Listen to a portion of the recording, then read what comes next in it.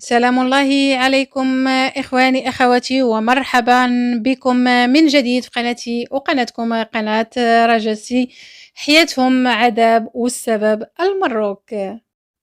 في هذا الفيديو غادي نشوفوا فضائح الألعاب العربية بدولة كورهستان واللي وكالعادة كشفوا على كمية البغض والحقد لشي حاجة سميتها المغرب أو للمغاربة. خليكم معنا، ماشي كاين غير هاد الشيء، كاين مفاجآت اللي هي جميلة وجميلة بزاف، فشاهدوا الفيديو للآخر. هنا غادي نشوفوا واحد اللقطة ولا هما يعني مروا لقطات بالكاميرا تتهرب من البطل أو من الفائز بالميدالية الذهبية. اللقطة اللي غادي تشوفوا هي أثناء تتويج المغاربة بالميدالية الذهبية ورفع النشيد الوطني المغربي. في هذه اللحظة اللي تعودنا وفي كاع يعني التظاهرات تتكون الكاميرا مع المتوج، لكن في هذه الدولة الغريبة كورهستان لا، العكس. حينما يتوج المغاربة وحينما يرفع النشيد الوطني المغربي الكاميرا تتقلب الوجهة ديالها. هنا شوفوا بالراقبي العاصمة الدويرة عن قريب رايح يوجد كذلك ملعب تيزي والزور رائع. ملاعب أخرى أعيد تهيئتها قسنطينة وعنابة وطبعا ملاعب أخرى. أكيد أنه هذا في صالح الرياضة الجزائرية. أنا أتمنى يعني الجزائر عندما عندها الملاعب هذه يقدروا ينظموا ملتقى يعني زي ما كانوا يسووا زمان، ملتقى يعني زي مو الدور الماسي بس ملتقى جران بري، عشان يعني يجوا ابطال من اوروبا من عرب من هنا ويسووا منافسات. لانه يعني كيف ما تسمعوا يعني لقطه التتويج والمعلق فين والكاميرا فين من هذه الالعاب. يعني اكيد انه فيه تنافس في رياضات اخرى، يعني العاب القوى يعني بانت يعني ظهرت يعني المنافسه من خلال اليوم الثاني. حتكون من يوم ثاني يوم، لانه زي ما تكون في لاعبين جزائريين ممتازين في 400 حواجز في الثلاثي زي تريكي. يعني في لاعبين لسه ما خشوا البطوله، بس حتكون يعني في منافسه كثير. 3000 متر موانع. اكيد المغرب لطالما كانت عقدة جارة السوء، وهذا يعني ماشي شي حاجة غريبة. هنا غادي نشوفوا المعلق الكورهستاني كيف تيتحسر على فوز العداء المغربي بالميدالية الذهبية، ومما زاد الطين بلة حتى العداء اللي جا في المرتبة الثانية كان مغربي. نوعا ما السرعة الأخيرة يأتي من راحت الميدالية عن الجزائر، والمغربي في اللحظات الأخيرة يفوز بالسباق.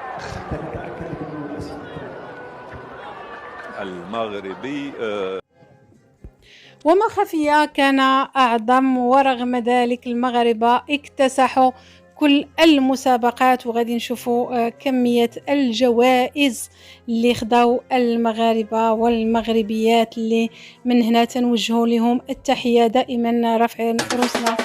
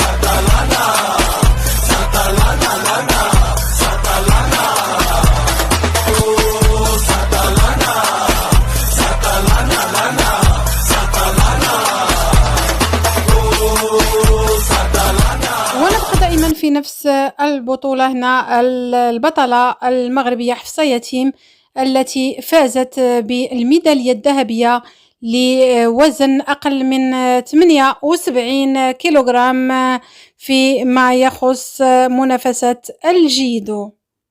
وألف مبروك للبطل المغربي عبد الإله كاني الذي فاز بالميدالية الذهبية في رمي الجلة صنف 55 و54 و53. ألف مبروك، شرفتونا جميع يا أبطال.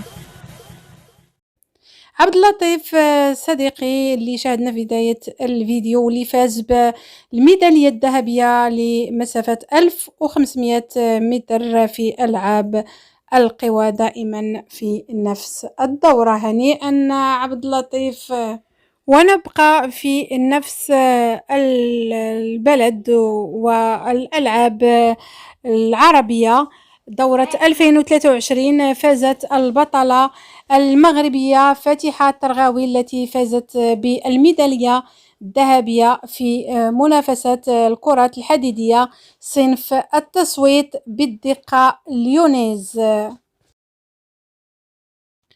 في ألعاب القوى صنف رمي الرمح فاز البطل المغربي زكريا الزهري بالميدالية الذهبية. هنيئا لك يا زكريا.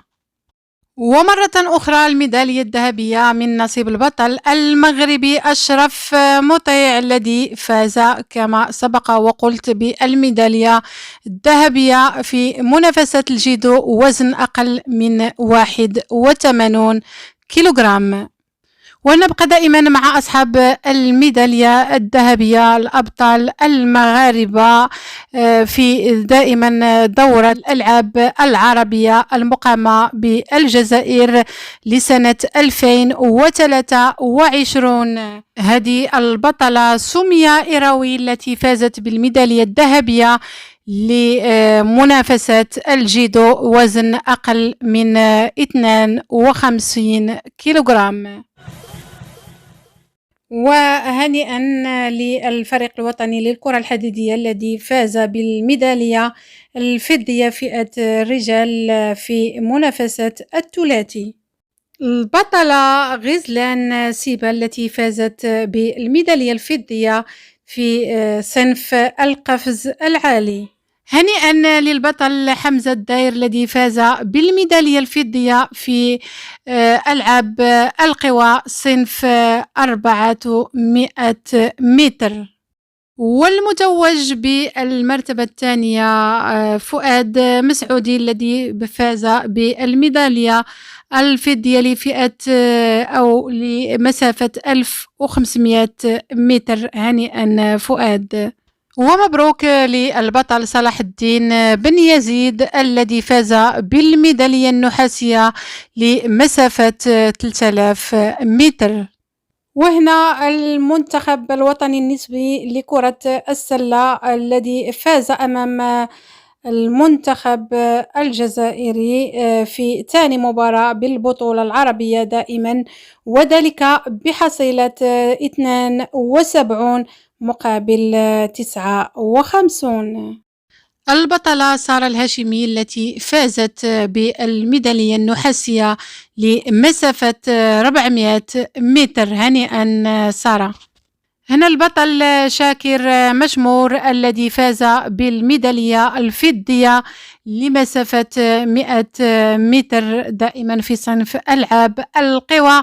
هنيئا شاكر.